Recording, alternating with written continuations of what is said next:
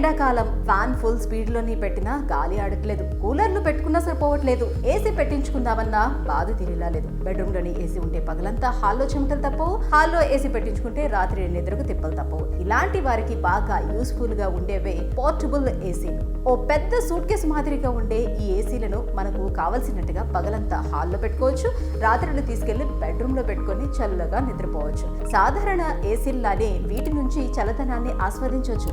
ధరలు సాధారణ స్ప్లిట్ ఏసీల రేటుకు కాస్త ఎక్కువగా ఉంటాయంతే.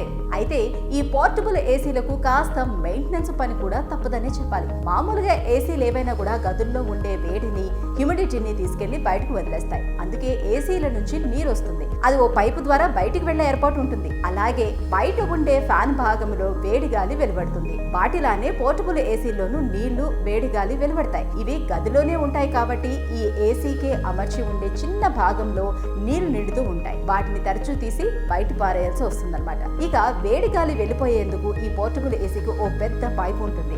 దాన్ని ఏదైనా కిటికీ నుంచి బయట వైపునకు ఏర్పాటు చేయాల్సి ఉంటుంది. ఇక ఈ ఏసీని గది మధ్యలోనే పెట్టుకుంటాం కాబట్టి దాని నుంచి వచ్చే సౌండ్ ను భరించాల్సి వస్తుందన్నమాట.